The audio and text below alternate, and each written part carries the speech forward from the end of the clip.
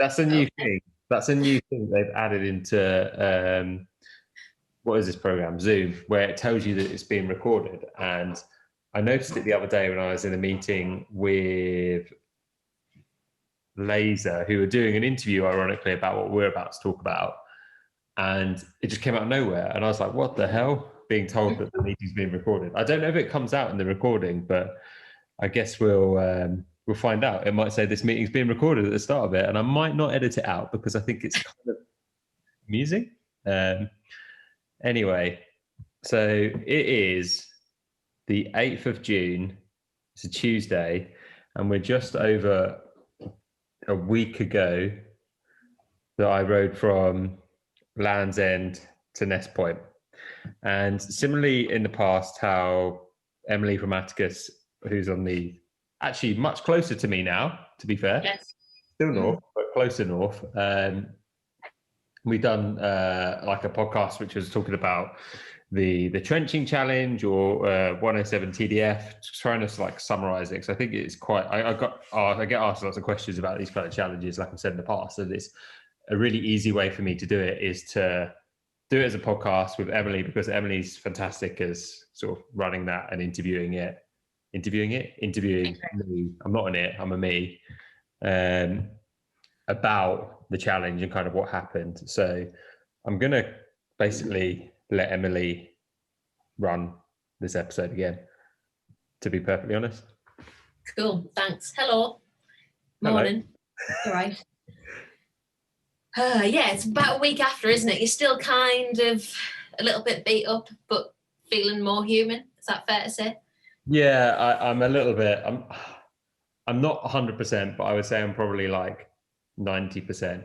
I'm a bit fragile, a bit sore still. And I think a lot of it also comes from the fact that I decided to have my first COVID vaccination a week ago today.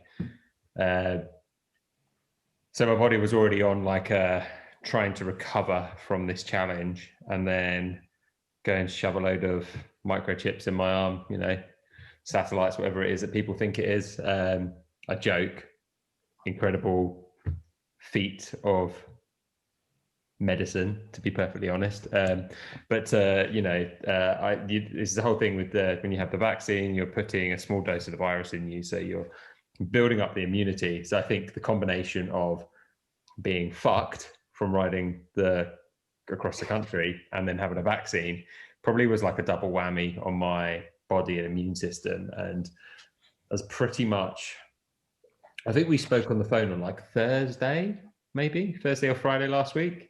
Yeah. While I was driving to the recycling centre, and I was feeling very rough. It's probably only been it was Saturday. I felt quite a lot better. Sunday I felt awful again, and yesterday I felt pretty good, and today I feel all right. A little bit fragile still, but I'm okay. Bit more human. Yeah. Yeah.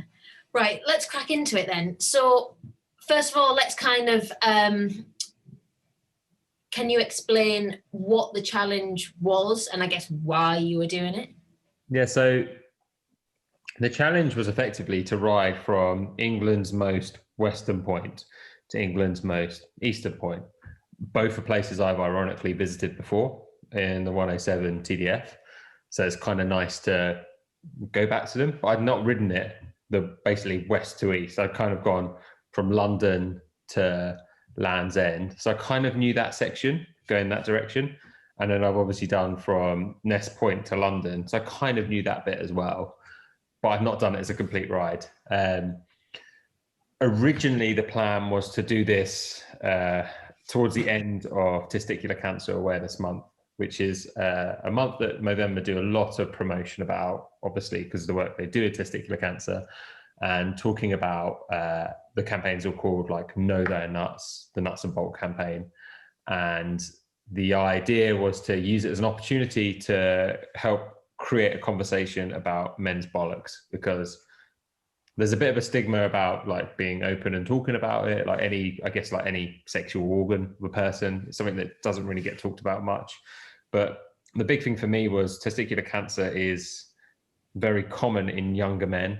And what I mean is like 18 to sort of 35, that kind of age category, which I know is my primary audience, to be perfectly blunt. So for me, it was an opportunity to try and create a bit of awareness about that, how to check out your nuts. If you find anything that's a bit not normal, bit of pain, bit of discomfort, to then have the confidence to go to a doctor or a hospital to have it checked and made sure it's okay. And for me, that became a success when I had about 3 or 4 guys message me saying, I've gone, checked myself out, found something I wasn't too comfortable about or wasn't sure if it was right, and I've gone and got a checkup. So that to me, that's box tick. The whole challenge is a success from that. And then I think what happened is the challenge kind of changed a bit, completely out of my control.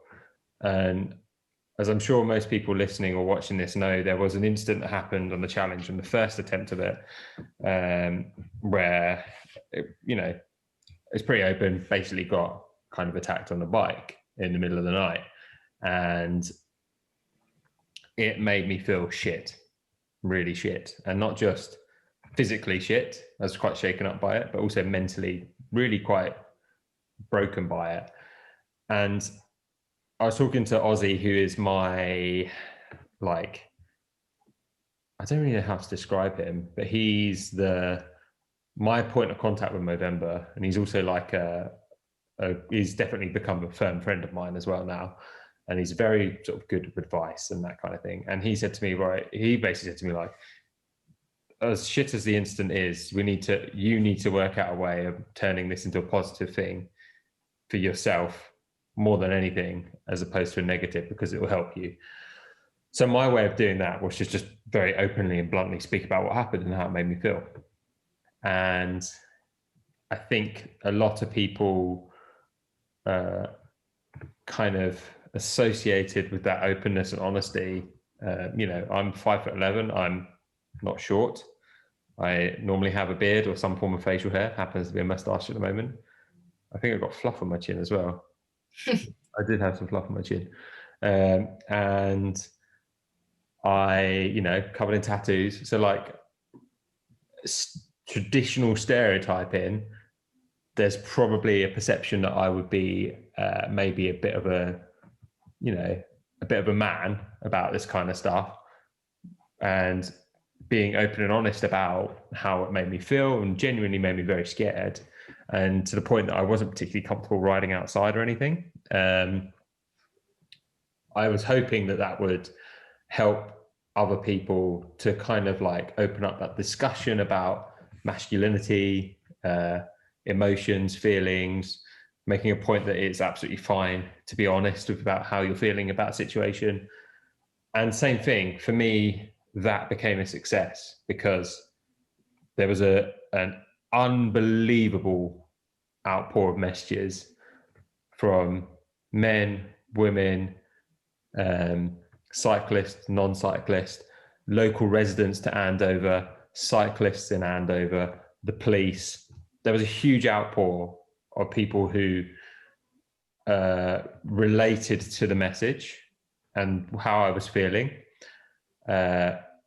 were genuinely very saddened about the incident and what happened in their town or somewhere where they cycled through or grew up. Or, for example, with the police, it was they were genuinely very mortified that it happened, full stop. And I think what frustrated the police the most was the fact that they were not able to actually do anything. So instead, this challenge became something which was primarily talking about testicular cancer, to being much more open and talking about men's mental health and vulnerability, I guess. And it led on to, and equally that vulnerability, men's mental health, men's, mental health awareness, all that kind of thing is something that's so pivotal to what Movember do. They do this campaign, which is called ALEC, which is all about ask, listen, engage. Fuck, I can't even remember it now. Reach out. again, something like that. Anyway, I can't even spell, so I don't even know what way around, I guess. But anyway, there's the ALEC campaign, which is all about how you talk openly and discuss with people who might be at risk. So, you know, the idea came up. The whole challenge is being supported by Shimano, which I'm incredibly thankful for, and very lucky to get to work with Shimano, and have done now for quite a few years. And I pitched the idea to them about filming it and creating a documentary about it, and they were 100% behind that, which is incredible. It was really, really cool. And I pitched who I wanted to film it, which was Andy, who filmed the 107 TDF challenge and is a very good friend of mine, and we work really well together, and they were 100% on board with it. So after the first attempt, we had a phone call with Shimano, Andy and myself, and this discussion came up of like, what do we want to do? And the Shimano sort of said, like, it's completely your call. We're not going to force you to do it again. We're not going to, if you don't want to do it again, we can make something very compelling out of what's happened as a story and turn it on a positive spin, 100%. But they're very clear they didn't want to make it a negative kind of bad story thing, which I completely understand. And this is the right decision. And they said, or maybe, and we were trying to like battle around ideas. And it was like, just not do it again. Carry on, as in start from Andover and continue, or start the whole thing again. And we were chatting away, and I just sat there and I pretty much went, fuck it, let's just do it at the end of May. And everyone was a bit like, what, really? And I was like, you mean like start from Andover, don't you? And I was like, no, we have to start from the beginning at Land's End and do the whole thing again. And I remember Andy was just like, are you being serious? I'm like, I'm 100% being serious, because I set out originally to do the whole thing. So we're going to redo it by doing the whole thing. It's not the same challenge if I did half the challenge. And I just said end of May. I forgot that bank holidays and school holidays exist, basically. And ended up realizing that it was the bank holiday weekend. But so it gave me that opportunity to kind of like, I guess, think about what I'd done. I'd still cycled 400 kilometers in like 15 hours. It was pretty damn good going. Kind of decompress from it, retweak some of the route, which I inevitably did.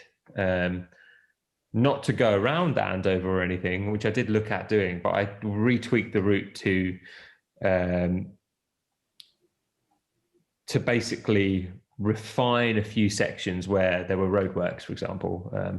The original route went north of Dartmoor National Park on a huge section of roadworks, which was like, they just put like gravel down on the road, and it was really not pleasurable to do, and sketchy as fuck to ride on. And then you end up on a cycle lane which runs at the top of Dartmoor National Park, which is very beautiful, crosses over, it's like an old railway train and crosses over a bridge, but is very slow.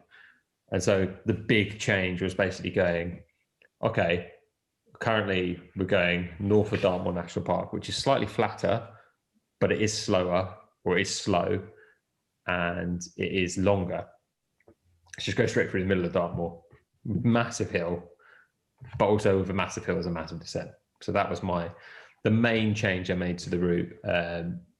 And then there was a bit of road which had like some beautiful hairpins on it, switchback hairpins. And Andy was just like, let's just drop that in anyway. Not me thinking I'm not going to get there till the middle of the night anyway, so I'm not going to see any of it. But added that on, and it ended up making it the same distance, to be perfectly honest, as it was originally. So yeah, I guess I kind of got on a bit of a tangent there, but the challenge was initially to ride from the most western point to the most eastern point of the UK in as kind of as straight a line as possible. So as straight as the crow would fly as it possibly could, and to use it as an opportunity to discuss originally about testicular cancer, but what in turn became quite more heavily focused about mental health and understanding that it's okay to be open about feeling nervous and scared, doesn't matter who you are or what the situation is. And then, you know, having the almost that for me to commit to doing it again was almost as hard as being open about the situation and the challenge, to actually just go, fuck it, let's just do it again. And that became a mental battle in its own right during the second attempt, was dealing with that and riding effectively the same roads. But yeah, long and short of it, it was all about men's health. Yeah. No, it was interesting how it did change. Because I remember watching along, I think just on your Instagram stories. It was a day when I'd got up really early for some reason. I remember seeing something and messaging you, and you'd message back, and I think it was the point after you had stopped at some point. So you rode through Andover on the evening, didn't you? And obviously the incident happened, and then you continued to go for a bit. Is that right? Yeah, so the incident happened, and I continued to basically, I continued on to the next town, which is where the film crew were. And that was kind of when the call was made, because I was visibly very shaken. Yeah. And, you know, I basically got off the bike, and the guys were like, "Are you all right?" And I was like, yeah. No, I'm not all right. And explained what happened. And at the same point of this, and massive like respect to Andy for having the courage to basically, well, for a few things. The two guys filming was Andy and Ed, and massive respect to both of them for, first of all, Ed straight away grabbing the camera and pressing record, and Andy straight away coming up to me and giving me a massive hug and basically going, "I don't think you should carry on. I think we should stop for the night and sleep," because we had a caravan, one of the, I think with bed in it, basically going, "We should stop for the night and then reassess it in the morning." So they weren't with, was anyone with you at the point that it happened? No one was with me, no. So the slight irony of the whole incident was, and I kind of, it's like, I think now in hindsight, I kind of can laugh at it a little bit, was that the route ended up cutting into a park. Bad planning from my side. And it was a park that ran along the main road. So I could have stayed on the road, but I was absolutely busting for a piss. Like, I said this to the police officers. I was like, "I know you probably don't want to hear this, but I was absolutely desperate for a piss." So I cut into the park to go for a piss. Yeah. There's no public toilets or anything around. Like, when you've got to go, you've got to go, quite frankly. And you don't want to leave the bike outside if you're on your own. Exactly. And I didn't exactly want to go for a piss on the side of an A road. Like, a bit weird. So I took that opportunity to go for a piss, cut into the park. And it happened while I was riding back out of the park, basically. I think it was like 4 or 5 guys with a couple of dogs. And I don't, how I perceived it, which could be very different to what the actual incident was, but how it was to me was a bunch of guys coming up to me with dogs barking. One guy comes very close. They're all sort of heckling and shouting shit, probably drunk. One guy comes up to me in an attempt to push me off the bike. 2 hands on my side, goes to push me. In the process of that, I managed to unclip my left foot to stop myself falling over. During this very short period of time, there's a lot of laughing and heckling and sort of shouting and jeering, all that kind of thing. Hence, I feel like they might have been drunk. And I managed to then get back on the bike and get going as quick as I could. It probably was like 2 minutes, very short and quick, but it's enough to, you know, someone who at that point to say, I've been up since 4:30. It's about 10:30 at night.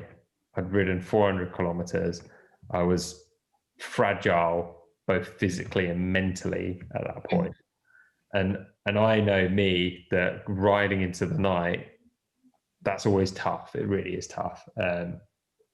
So it really shook me up, but I managed to basically get on the bike pretty quickly, kind of try and get out of my head as much as I could. But I was pretty shaken up by it all, and get out of the park and back onto the main road. And so with the guys filming, what we kind of had was they would always be in pretty close proximity, like within a couple of kilometers before or behind, or sometimes they'd be driving behind or driving in front. But generally, especially in the evening, it was like, we'll go up the road a little bit and wait for you to come past, and then we'll go on and just follow on like that.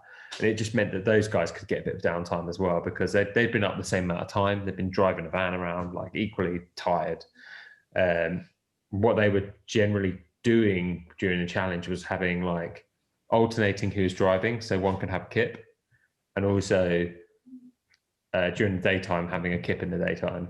So it definitely helped them out a bit. But yeah, I rode on to the next town, and that's when the call was made to stop. And I've done enough of these things that you should never completely like stop the challenge or ride at night. You should never do it, because it's the worst time.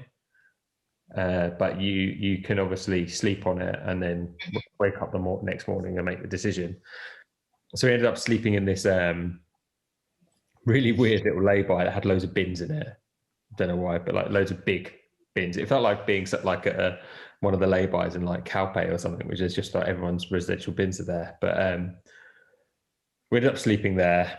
I woke up the next morning like super early, like 5 o'clock or something, just because it was light and my body was like, let's get up. And I said to Andy, I was like, oh, maybe we should ride to London. And then if I finish in London, it's like, that's kind of a point. It feels like it's much more of a thing.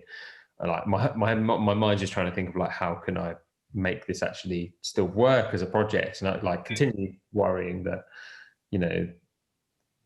Shimano, for example. Feels like there's a lot on your shoulders almost. It's not just a ride with your mates, or it's not just a thing that you're doing. It's kind of almost, there's an inherent pressure with being you and having sponsors and having people that you've told that you're going to do right, and even people following the ride. I imagine there's a sense of kind of responsibility almost to perform.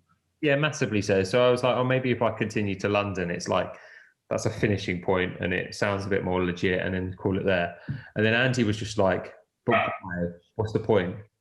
Just stop, and we can all do it. And I think him being so open about it like that made me go, no, you're right, actually. There's no point. Like, I'm probably not going to be very comfortable or confident riding from where we were to London, because that's basically, that stretch is shit.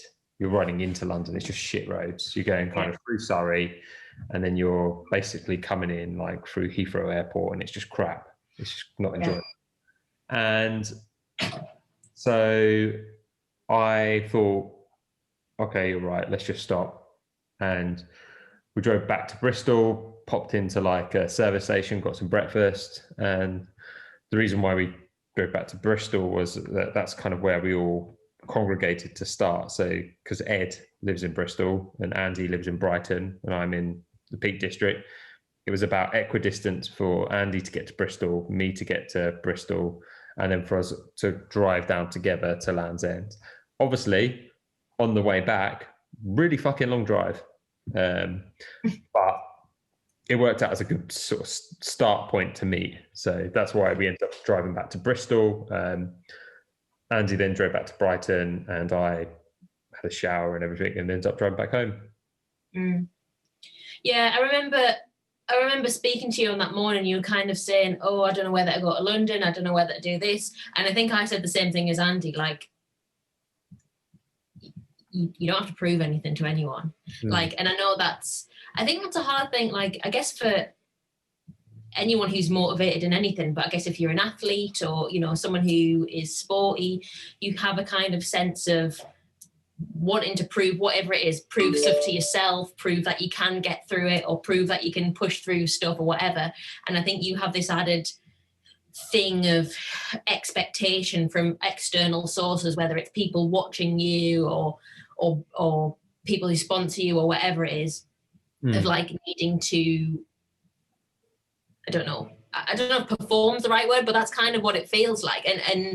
And I felt like I needed to say, obviously we are one of your sponsors, but obviously we're very good friends as well. And I feel like I needed to say to you as well, like, just stop. Like no one cares. Honestly, literally, if you just stopped everything and didn't do anything again from this day onwards, it would be fine. You know what I mean? And I think that it's really important to like take a step back from these things and be like, you are a person. Like you can't expect too much from things. Like stuff like this has to be like an inherent risk of just going about life, doesn't it? And you have to be able to see that like you're a person, you have fragility, like you can only do so much. And I think I could recognize definitely that there was you almost needed, I don't know, I felt like you needed someone to tell you don't have to do it. Yeah, I did. And I think as I've matured into doing this thing, I'm much better at just going, I don't need to. You are, yeah. And you know that having that we are obviously very good friends, but also we have a business relationship as well. And you guys are probably, as a brand, probably the best at understanding that of any brand that I work with, but also as friends, completely understand the importance of the mental health aspect of it and understand that. And I reach out to you guys all the time and just chat shit at you. And I think as I've got older, I've more understood this kind of like the fact that I do things for me primarily. It's a challenge for myself. Occasionally when there's external factors in, like with this one, with the film crew, being an external factor who are being paid, their time's being paid to film this and then to edit it, that becomes kind of an annoying, no offense to them, it becomes a bit of an annoying external pressure because it is that whole kind of expecting to perform kind of thing again. But I think what I have really learned from what happened the first time in a very positive way is how something that's been really important to me with all the brands I'm supported by is, and I think I've always said this to you as well, Emily, is it shouldn't be a me and the brand or the brand and me. It is a partnership, a long-term partnership, and it is creating a friendship with a person at that brand. Mm. And so that's very clear. Obviously, with you guys, we've been working together for years now, but Cervélo is now a couple of years in. That's very much a friendship relationship as well as a working relationship with the people I work with there. It's become the same as Shimano. It's the same with, I'm looking at my bike trying to remember who the sponsors are. It's the same with Parcours with the wheels. Dov is a friend. He's probably similar to you and Jimmy. He's a friend first. And this kind of came off as a secondary thing. And then same with like Schwalbe Tires, that very much started as a business relationship. But now my main contact in Schwalbe Germany and Schwalbe UK, I would say are friends. I'm always asking for like mountain biking tips and what the fuck to ride on a mountain bike. Not that I have a mountain bike yet, TBC. Yeah. And it's, that's always been really important to me, that it becomes, these relationships are a long-term thing and they become friend relationships. And one of the things that I was really pleasantly surprised of and actually very proud of was the fact that every brand that's a sponsor, the person that I work with reached out to check in that I was okay and made a real conscious effort to, whether it was call up, email, write a message, most of them, to be fair, were phone calls, to see how I was and to basically say very bluntly, we're not putting any pressure on you, it's fine. Yeah. And I didn't expect that, and it was really, massive kudos to every brand, you guys, whoever it is, for kind of going, it's fine. No, that's really good to hear. And I think there's like, obviously what you do for work is a very unique case, but I think there's kind of a lesson or a talking point in just about like good workplace culture rather than toxic workplace culture. Like probably a lot of people watching work in an environment, hopefully with people where if they had an issue, there would be some compassion on a human level. You know, I have previously worked for people in what I would call quite a toxic work environment, and definitely been out of my comfort zone and not felt like I had support. And I think, you know, part of this sort of mental health campaign is about feeling open enough to talk about what's going on, whether it is, you know, you have anxiety, or, you know, being able to kind of talk to people in confidence, whether they are friends or work colleagues or whoever, about things that are going on and how that may affect how they go about their work or whatever it is, or there's an incident that's happened and it needs compassion. And that's a really important thing, but it's also important that the workplace cultures are receptive to that, because if you're saying all of this and then they're like, no, it doesn't work. So it's a good example, I guess, of responding to a situation that's out of people's control in a compassionate way. So I think there's something to take away from that, you know, from both sides, I guess. Yeah, I think similarly to you, when I worked in design and architecture primarily, there was definitely points where I felt as if there was not, and that was a point when I was definitely really struggling with my own mental health, and there was not the support there.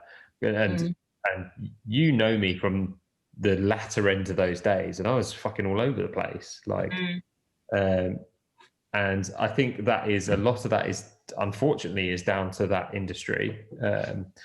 Obviously, I wouldn't ever name the companies. I don't want to put anyone in a bad light, but unfortunately that was part of that industry. And I think probably similar with your old career, probably part of that industry as well, unfortunately.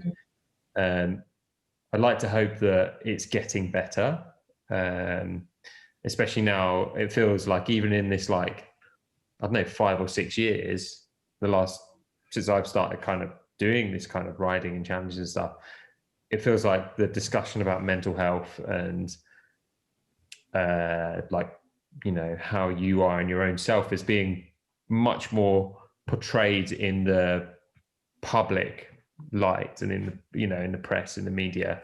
So I'd really like to hope that it's starting to get better. And I also think like a younger generation of people in the workforce, our generation and the generations below us, are much more in tune with that than maybe some of the older generations. Yeah, I think so. I think it's definitely changing, isn't it? Yeah, it seems to be. I think also just like the other takeaway from it is that, you know, it's almost not being afraid to call it when you're actually at your limit. And again, going back to it, like, I think anyone who has a drive has to push themselves through, like, oh no, don't give up. You know, we're always told, like, no, don't give up, keep going. You have to push to be able to progress, but you have to be able to do that within your comfort zone. And I think it's a hard thing, and it's something that takes a lot of time and sort of understanding and coming to know yourself, knowing what is actually just pushing through a little obstacle to better yourself, and what is actually, no, if I continue on doing this, it's not serving me in any way. It's going to make me feel bad, or it's going to physically hurt me, or whatever it is. I think that's it. That's probably a good message to sort of come from someone like you, who, I don't know, I imagine people look up to, and it almost, you know, you do all of these like huge challenges that most of us wouldn't ever dream of being able to do, or just wouldn't have the, you know, it would take so much to get there, and for you to be able to actually go, you have a limit, you know what I mean? You can respond to external circumstances and say, no, it's fine, to stop it as well. I think it's a good takeaway. I was thinking about this the other day while I was actually, in fact, yesterday while I was out on a bike ride. And the other thing that I relate to with this is, with a lot of like long distance things, is the difference between injury and pain. Yeah. And what I mean in that context is, you look at 107 TDF last year, for example, that was a challenge, which was 107 miles over 20 odd days. There's going to be those two things that could be potentials: injury and pain. Injury is something which can do long-term damage. Yeah. Pain is something that's manageable. Yeah. And what I'm saying is that you are inevitably, if you think, if you're working in an office, you're sitting at a desk for 8 hours, whatever it is, you get neck pain, back pain. Yeah, that's part of that. Yeah. Now you think if you're out riding a bike 8, 15 hours, whatever it is, that's your office. Yeah. You're still going to get neck pain, back pain, knee pain, whatever it is. It's still incorporated in that. So and this to me comes down with understanding your body.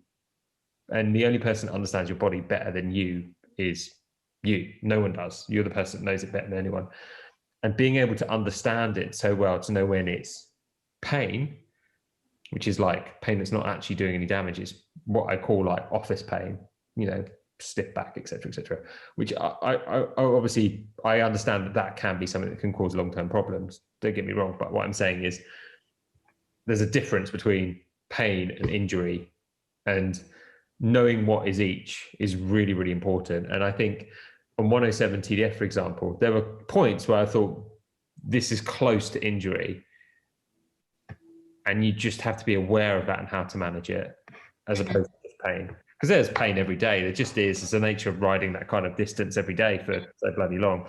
But you need to know, and that's coming down to your own understanding of your body, your self-control, and that's all tied up into this ability to know when you have to stop and when you should stop.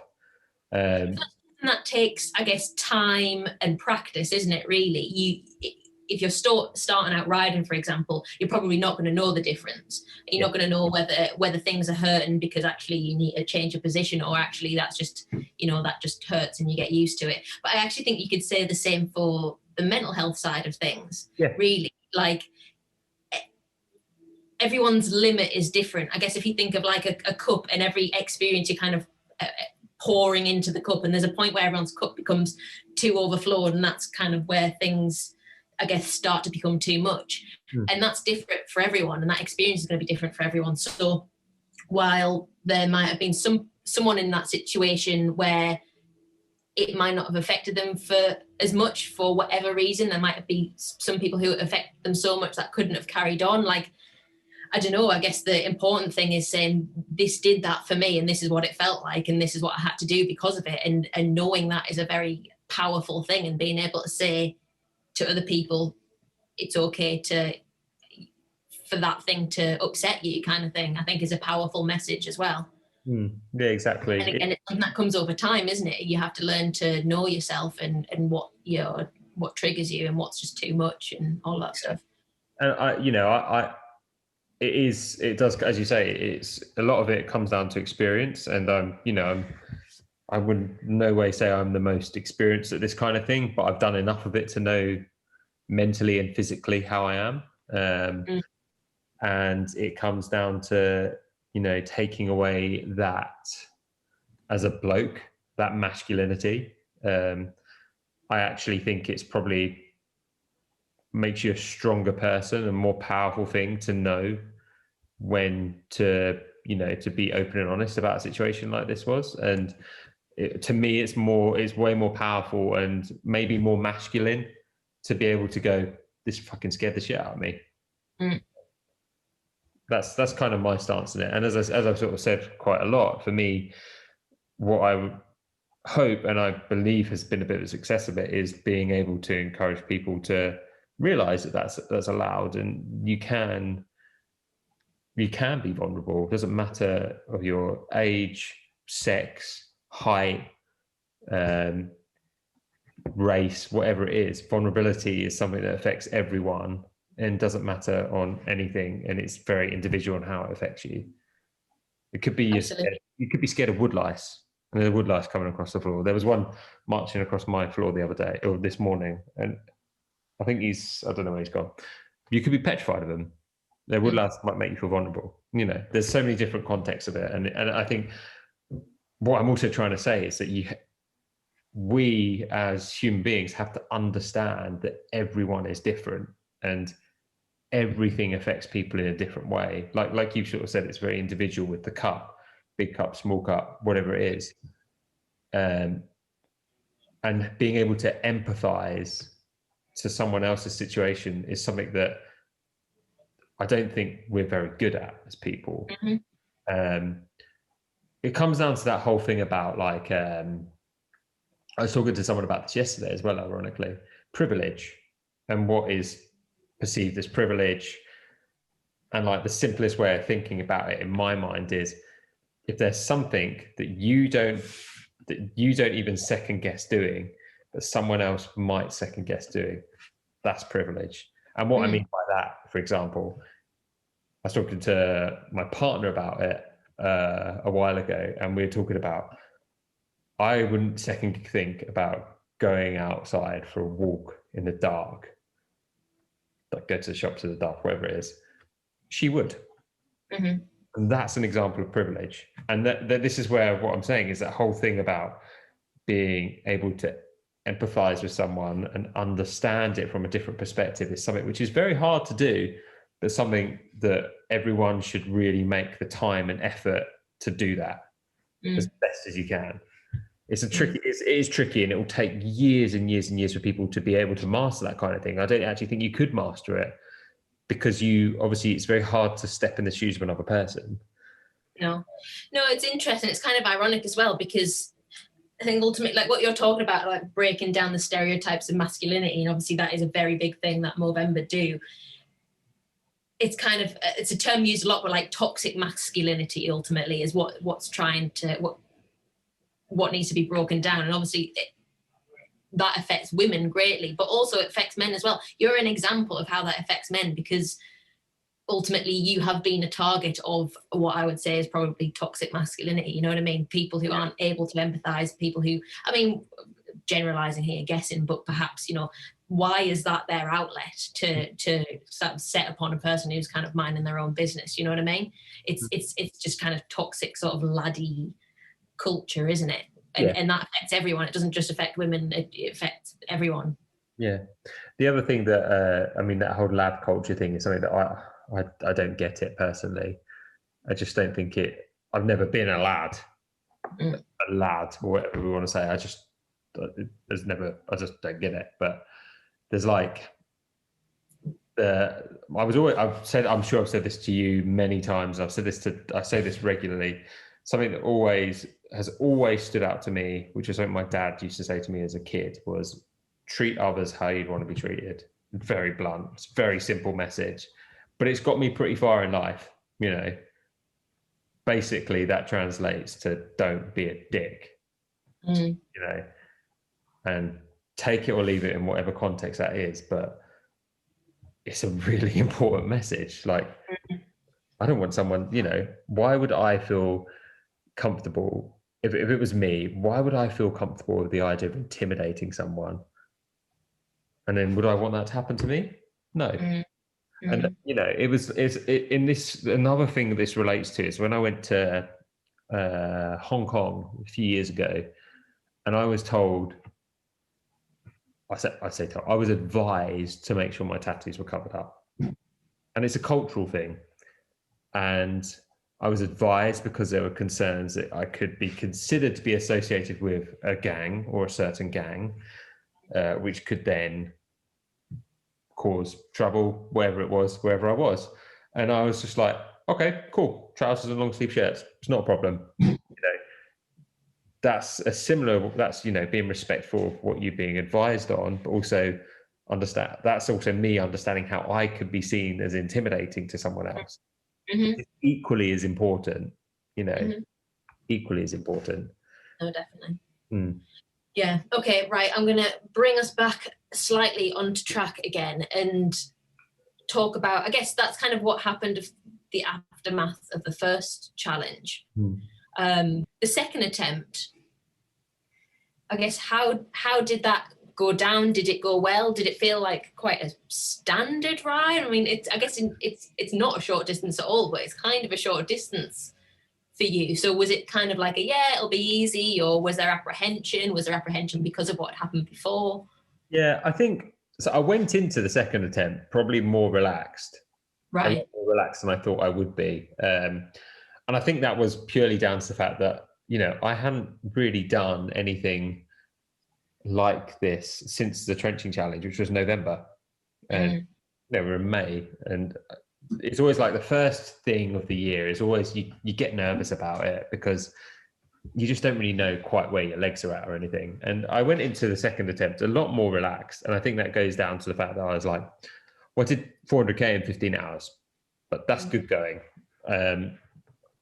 And I think there was definitely a lot of apprehension and nerves, and still, even though I was relaxed. And to be honest with you, I didn't feel that nervousness until I was riding. And I think a lot of it was familiarity to start with. It was like, oh, I've ridden this road. I remember this bit. I remember this bit. I've got like a ridiculous memory for roads. I always have done. I just remember bits of road. And it's not like, I know that challenge was a month ago, or it's like a month in between the first attempt and the second attempt. It's not that there's the memory of that. It's the memories of like, oh, I rode this bit of road 6 years ago when I did this, that kind of thing. So it's kind of like a lot of the same again, same business, riding the bike, getting used to it and getting, you know, kind of knuckling down. I rode a different bike on the second attempt, very intentionally because of what I learned from the first one. Now, what I mean is from the first attempt, I rode my Cervélo R3, which was set up with a semi-compact chain rings on the front and an 11-30 on the rear, which I thought would probably be okay. I knew that the first sort of section kind of up to Dartmoor National Park and Exeter Way is pretty brutal. It's pretty undulating, but it's sharp and steep.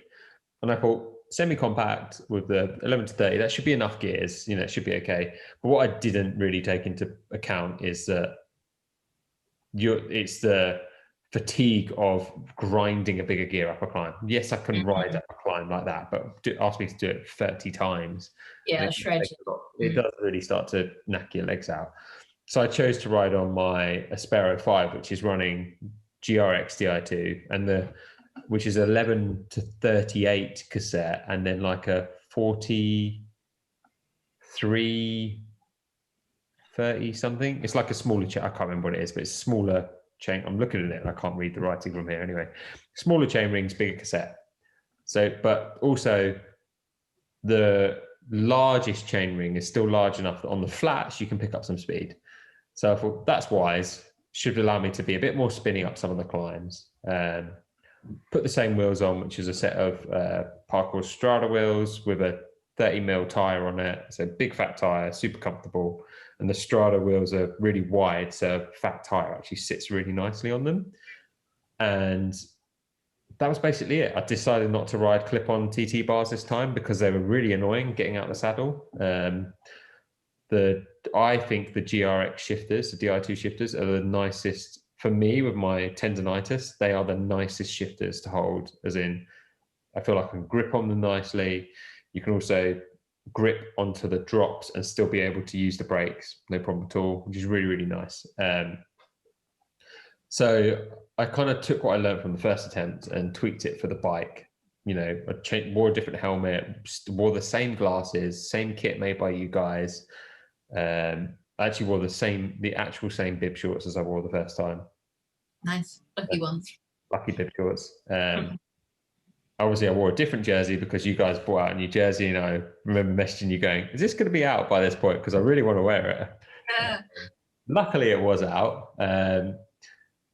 And then the other kind of, what else did I kind of tweak? I ran like a top tube bag, and very intentionally running a top tube bag is because it's easier to get stuff out of than a bar bag when you're riding. I really like bar bags, and I like bar bags because they don't rub on your knees or anything when you get out of the saddle. But the reason for running a top tube bag was while I'm riding, it's so much easier just to open it up, get stuff out. And I've also got in there battery packs, so I can plug in for the phone, for the bike computer, whatever it is. It's all easy to get to for the lights and everything. And then little saddle bag on the back and 2 water bottles. Road pedals on the bike as opposed to gravel pedals. That's basically it. And I felt like the bike was a better choice, much more well suited to the challenge with the gear ratios and stuff. I tweaked the route to get rid of some of the shit bits. So I felt quite relaxed going into it. And what was really nice, I actually had someone join me quite early on, which kind of like settled my mind and a lot of my nerves out of it very quickly. that was really nice. She rode with me for like 2 or 3 hours, I think. So it was nice to have someone just to talk through kind of everything, really. Just have someone to talk to is a bit of a distraction. And then, you know, the plan always was roughly every 4 hours, which is roughly 100K, give or take, depending on the elevation.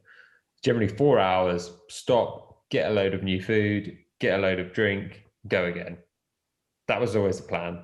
I know how to fuel for 4 hours. That's what I do. It's a tried and tested thing with me for like the national 24-hour TTs. I know exactly what I need to do for 4 hours. I know what to eat, when to eat, and how to drink, etc. So that was just the plan. And then I guess like the nerves started creeping in, coming in towards Andover a lot more. I think kind of understandably. I rationalized it in my head that this is the act of a few people, which could have happened anywhere, literally anywhere on the route. I intentionally started later on the second attempt because I wanted to go through Andover later. That was very, very intentional. It was about 2.5 hours later. So instead of going through Andover at like 10 o'clock, I was going to go through there like midnight. That was kind of intentional. And I got to Andover, and as I was fucking shitting it. I'll be honest, I was shitting it at that point. I was pretty tired. And Andy and Ed were in the van, basically very close to me the whole way through Andover, because I sort of said to them, like, please, can you make sure you're close? I said, I know the chances of anything happening again are so slim, but I'd really appreciate it just for me, for my own kind of mental stability. And they were like, no problem at all.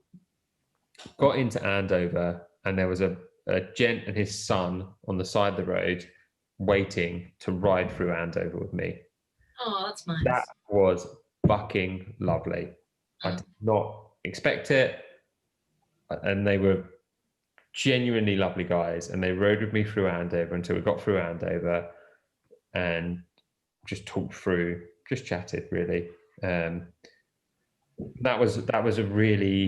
That really got me in the feels. That did. It was a really lovely thing to have seen. And then similarly, one of the police officers I was dealing with was working that evening, and kind of made a point of I bumped into him just on the road, and he made a point of, you know, saying hi, checking how I was. Also, really lovely thing to do. And then further down the road, the main well, I nearly said sheriff, but that's definitely not the right word. I don't think it is. The main the boss police officer guy. Can't think of it. He was outside with his family, I think a young daughter, wife, and him outside cheering as I rode past. He lived just out north, like closer to London than Andover. Oh, that's nice. And those three things were really lovely. It's a really nice thing to see. So I ended up I carried on riding for quite a bit more, and it's, you know, it's getting to the early hours in the morning and I'm feeling pretty fucked. And I think my mentality's changed slightly in the sense of, like, when I was younger, I would have probably pushed myself way too hard, and made the end of it really shit. Now, this isn't a race. This is a challenge which is simply about completing it, similar to what the trenching challenge was. If I needed to stop to have a snooze, I was going to have a snooze. And that happened at about 4 o'clock in the morning. And I was like, I do not feel particularly safe right now to continue riding. I'm going to have 2 hours and 40 minutes sleep, is what it ends up being, I think. And so pulled over in the van, had a snooze in there for 2 hours and 40 minutes, woke up, got on the bike again. And it was just like, and the reason for doing that was, I was like, this is going to make me feel somewhat fresher for the next, I think I still had like 300K to go at that point. It's wise. It's very logical, very wise. 300K with no, doing, you know, nearly 700K with no sleep when you don't need to. is just like there's so many potential things that could go wrong. It's a different kettle of fish with like the national 24-hour time dial, because you've only got that 24 hours. But with this, it wasn't a case of necessarily finishing it in a certain time. It was a case of finishing it. So similar to the trenching challenge. I mean, I had a target sort of time. I wanted to do it in under 30 hours total moving time, and I did it in under 30 hours moving time. Yeah, good. What we're going to do now is you sent me over some questions that you got through your Instagram. Mm-hmm. So we're going to do them as some like quick fire questions. Yeah. Okay. Birdman says, best and worst road ridden. Worst road ridden was a little country lane in Cornwall, and I don't know the name of it. I literally don't know how to find it on Komoot, but I've ridden it 4 times now, and I fucking hate it every single time. I've ridden it 4 times because I rode it on 107 TDF. I rode it down to Land's End. Yeah. I rode it then going back up towards John O'Groats, and then I rode it obviously going up it twice for the coast to coast ride. Why it's the worst bit of road is because it is 27% at one point, and it is super narrow country lane. Like, it is the width of a small car. Yeah. Dirt in the middle, broken tarmac on the sides. Like, it's fucking terrible. And you get out the saddle and the wheel just starts spinning because it's all gritty and stuff. Now, as I said, I don't know where this is. I don't know where it is, but every time I've seen it, I know the turning at the bottom that goes up to it, and you go over a little bridge, and then it's a turning straight after the bridge. So I could probably find it, but every single time I'm just like, for fuck's sake, it's not pleasurable, and it's quite long. But you're going up it for 10 minutes. Yeah. That's the worst bit of road. What's the best? Best bit.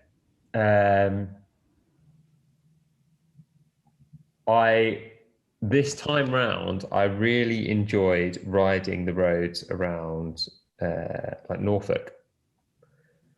And last time I rode around there was in 107, and I really didn't enjoy it because it was brutal headwind the whole way. Yeah. But this time it was still a bit headwindy, but it was a lot calmer, and it's quite nice because it just undulates along. It's quite nice. It's not really much climbing. It's nice and smooth. The road surfaces are very, very good. Really good, actually. So that was probably the best bit, I would say. To be perfectly honest, there was a lot of shit bits of road, but they were probably the highlights and the lowlights, I'd say. Okay. What's this person called? Tim Zegstrew asks, how do you go about resting, and how rested are you actually after a stop? So you kind of mentioned that you had like a little sleep and stuff. Are you having stops in between that, and how are you actually rested, or are you just kind of? So normally as I say, I break these kind of things down into 4-hour blocks, and the reason why is I think that it's quite easy to carry enough food and water for 4 hours. Like, you can do that quite easily. For me, what that equates to is I use Martin in my water bottles, which is quite good for getting additional carbohydrate in. Other brands do the same thing, but the Martin stuff works for me because it's just doesn't upset my stomach. So 2 big Martin things in my water bottles. So it's called a 360. At night time, I use one with caffeine. In the daytime, I don't. And then 2 gels. Generally, I use Martin gels as well. Same thing. Don't disagree with me. But I do mix it up every now and then with whatever I've kind of got lying around. And then 2 bar-y things. And so this can be, I've like bought a load of Velo Forte bars in the past, which work quite well for me, but specifically like the citrusy ones, because it just isn't sweet. It's a bit different taste. But as I say, this can be, when I say bar-y things, I mean, it could be a Velo Forte bar. It could be a freaking a rice cake that I've made. I made some sweet and savory ones, which I will eventually at some point do something with the full recipes on how to do them. They're really easy. It could be a couple of roast potatoes. Could be a flapjack that I made, because I made like quite citrusy flapjacks. That website is on Will Girling's website. That recipe is on Will Girling's website if anyone wants to see it. The only thing I do differently is I do orange and lemon zest in it, as well as fresh lemon juice. It's the only thing I do differently. So it's a bit more zesty. So you can carry enough of this. Those at rest stops, are you? Pardon? You're having those at rest stops every 4 hours. So I'm recollecting all that food. Oh, I see. Right. Yeah. To have on me, because you eat that while you're riding for the 4 hours, and then in these stops where I'm refilling after these like 4 hours of riding, depending on, generally speaking, I don't really stop for long. It's like 5 minutes. It's normally a case of like refill the pockets, have a chat with the guys filming, because they want to just see how I am with the cameras and stuff. And then normally, to be honest, I normally end up drinking a water bottle while I'm there, and then have 2 fresh ones on the bike, and then go again. So really, I mean, I might be sitting down in the back of the van while I'm doing all this stuff, but really I'm not really resting in those kind of periods. It's more of a case of just, for me, it's normally like, I need to do this, do this, do this, do this. I might be doing sitting down. And obviously later on, these stops were getting a bit longer, and I would be taking my shoes off, for example, just to give my feet a bit of thing. And then, especially in the sun, because it was very hot and very sunny, I'm having to reapply sun cream every 4 hours, basically. So that adds to while I'm doing that, I'm sitting down, taking my shoes off, rolling my socks down to do it all. So that adds up a bit of time. But it's not really rest. It's just time off the bike. The only bit I class as rest is that 2 hours and 40 minutes at like 4 o'clock in the morning, when I was like, I don't think it's safe to continue riding. I'm going to have a little bit of a power nap and then continue riding. That's the only bit I class as rest. And that, to be perfectly honest, can be at any point on these kind of challenges. It could have been at midnight. It could have been at 6 o'clock in the morning. It changes. It really does change. Okay, here's another one from Chloe H24, says, do you get saddle sores, and how do you deal with them? I do get saddle sores. They are the burden of my life, as I think they are for a lot of people. How do I deal with them? I have tested a hell of a lot of saddles, and I think I've found the best so far. I'm not going to say it's perfect, but it's probably the best I've found so far, which for me is it's the Pro Stealth 152 width. I think it's 152. It's the best that I've found so far. I've used various different versions of this saddle. They do different whips. They do different, there's like a carbon one, an aluminium one, or a gravel one. And I actually think I prefer the gravel one the most, because it's slightly thicker padding, and it's, the cutout is filled in, but it still has a cutout, if that makes sense in it. So my biggest tip with saddle sores, to be perfectly honest, is you need to just try loads of saddles to try and find the best of what you can find. The best way to do that is don't buy a load of saddles, go to a bike fitter and literally go through everything they've got. That's what I did. Turned up in this saddle. There are some saddles which generally, a lot of bike fitters will say that quite often these are the saddles that work for most people. That is Specialized Ronin, Specialized Mimic, Specialized Power Saddle, the Pro Stealth saddle, Bontrager's saddle. That's generally the saddles that work for most people. You'll notice if you look at these saddles, they all pretty much look very similar. Short nose, cut out in the middle, very similar sort of styling. The Ronin's probably the longest of the lot. I have a physique that's like that as well. The new, I can't remember, it's called like Argo or something like that. It's exactly the same as that, cut out and short. Yeah, so Physique have now started doing them as well. I've not tried any of their newer saddles, so I can't speak for what they're like. I know the older saddles I didn't get on with, but I think as a brand, they've really invested a lot into the development of their saddles in the recent years. So there's loads of options. The best thing I could say is go to a bike fitter. The next thing is what I do, and I've tried lots of different chamois creams as well. And I've kind of settled on maybe 2 brands. There is different saddle creams for men and women. First of all, very important to note, is to do with your body's natural pH levels, that some will disagree with you, cause rashes and stuff, and some will agree more with you. So be very aware that there's different options for men and women on chamois cream. I've kind of settled on 2 brands that I seem to use. One of them, and basically it's normally a case of what I can get hold of is what I choose. The one that I've been liking the most is by Premax, which is an Australian company. They do men's and women's versions, and it's also got like a slight, it's not like antibiotic-ishness to it, but it feels like it's clean, if that makes sense. Sounds kind of weird to say. The other one that I do quite like, and it annoys me to say it because it's fucking expensive, is the Asos one. But a lot of people don't like that because it's almost mentally. I like it because for some reason in my head, I feel like it's like more antibacterial than one that's. Now what I'm sort of saying here is the Premax one is probably one that I prefer because I think there seems to be more.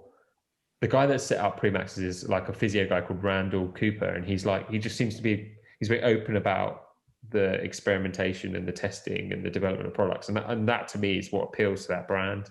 The Asos one hasn't changed in a very long time, and I know a lot of people don't like that one because they feel it's like tingly and everything. And in theory, the best thing to do, to be perfectly honest with these kind of things, is to try different brands and see what kind of works for you. Don't try it on long distance rides, try it on short stuff. And then the bit that I do, saddle sores, unfortunately, are kind of part of cycling. For me, after a long ride like this, to be perfectly honest, I just don't ride a bike for a while to let my body calm down. It's normally a week. And as kind of weird as it sounds, is moisturizing around your sores, like making sure the skin's okay, like looking after it, salt baths, that kind of thing really, really helps. Unfortunately, it's part of the nature of the sport. And to me, the key things is bike fit, testing out saddles, testing out chamois cream. Adam Bradford says, what torque setting should you use when checking your nuts? Check on the specific torque setting on your nuts themselves. Depends on the bike. 3 to 5 Newton meters. No, but seriously, I think on is it on Movember's website somewhere? They have a thing about how to check your nuts, don't they? Yeah. So on a serious note, if you do go to Movember's website, there's a very, very good thing. It's called, I think it's movember.com/nuts and bolts. And it talks about how to check your nuts properly. It's like having a nice hot shower, make it nice and loose, have a good feel around. And you should do it like once a week, really, just to see if there's anything a bit doesn't feel quite right and the same. And as you start to understand your nuts a bit more, you'll very easily notice things that aren't quite right and little changes that don't feel quite right. But there's so many good resources out there. As I say, movember.com/nuts and bolts is one that's a fantastic resource for it. And if you do feel anything that you're not, even if you're not sure, it might not be anything, you should just go and talk to your GP, get it checked. Exactly. Go straight to your GP, get it checked out. You're better to have it checked out and it be nothing than not checked out and, a couple of weeks, months, whatever down the line, it becomes quite serious. Yeah, cool. And then Lou says, not a question, just wanted to say you're so brave and awesome. To go again, mate. Respect and love, which is nice. Yeah, love Lou. She's a good egg. She's a good egg. Cool. Yeah. I guess the last thing is, you were obviously doing this to raise awareness, but also Movember has a donation page as well, don't they? If people wanted to donate. Yeah. So what I'll do is I'll put the link to the donation page in the description of this video, because I literally think it's something like movember.com/ some random numbers and stuff. But it's all. I'll put the link below so that people can donate if they'd like to. Obviously, like I've always stressed, if you're not in a situation that you're not able to donate, that's absolutely fine. Being able to share and discuss this kind of thing openly, or equally finding a cause that's important to you and doing something to support them, that's also incredible. If you are able to donate, thank you very much. Thank you to everyone that has donated. It's like the money genuinely does go very far in helping this kind of thing. And it's not just the support you're providing to the charities who are doing the kind of research on testicular cancer, but also is support for things like training and educating people, and also being able to help out with counselors and stuff for the mental health side of it, because that's a big financial commitment for a lot of charities, quite similar to Movember, and for what Movember do as well. Yeah. Cool. Okay. Is there anything else you want to say before we go? Yeah.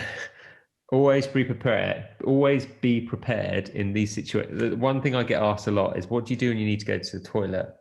Yeah. Yeah. And someone asked me this as well, and I haven't answered it because there's a story involving this. So we were riding during this challenge. Obviously, as a guy, if you need to go for a piss, it's pretty easy. If you need to go for a shit, it's a different nature. Yeah. And if you're a woman, obviously it's a frustrating thing. You've got to squat out. Yeah. Find somewhere to squat. Exactly. If you're a guy, you need a shit, you've got to squat it out as well. And during the second attempt, the problem with I find is you're eating so much, and obviously you're burning so many calories, but you do get to this point where you're like, fuck, I just feel really bloated. And I got to that point and had to go and squat one out in the middle of the woods. And, on this challenge? Yeah. And the film guys were like, are you being serious? And I'm like, 100%, going right now. They're going into that woods and finding somewhere. And a nature poo is one of the best things in the world. Like, if you haven't done it, go and do it this summer. Go have an nature poo. So do you have to carry toilet roll with you? Do you carry a spade so you can dig it up? You can make one back. On this situation, I didn't have a spade on me. I did have baby wipes, so they became the toilet roll, so to speak. In things like Atlas Mountains and stuff, have a toilet roll. Take a toilet roll. Literally took one.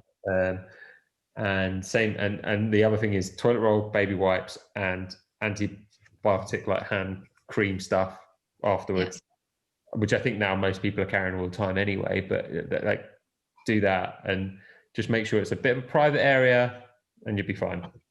I would say I would also add to that, take either dog poo bags or baby nappy sacks or something, so you can take all your waste with you as well.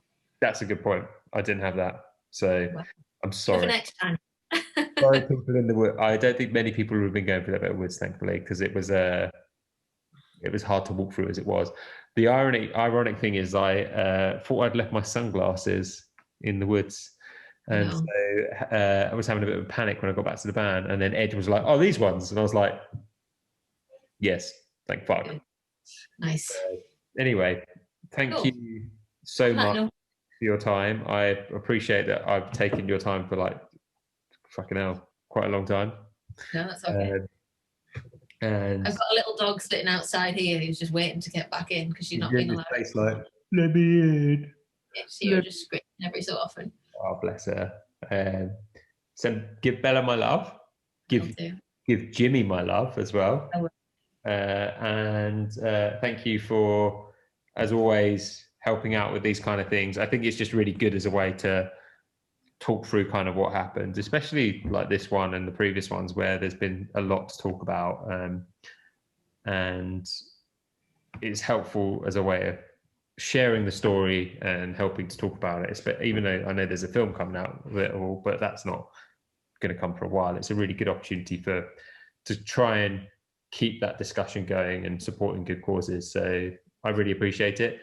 If you don't know Attacus, please go and check out their website. What's the website? It is www.attacus.cc. Go and check it out. They do amazing kit. They are my friends, and we've not only done some really cool collaboration kits together, they make fucking great kit, and there's more great stuff coming. So go and look and buy and support, because it's fucking cool. Plug. Thank you very much. Plug. Little electric plug. One of these plugs, all the plugs. Anyway, thank you. Have a really good rest of your day. Say hello to you. Enjoy it. Rest up, and hopefully you're feeling back to normal soon. You're getting there, aren't you? Yeah. See you next week. Yeah. See you next week. Oh.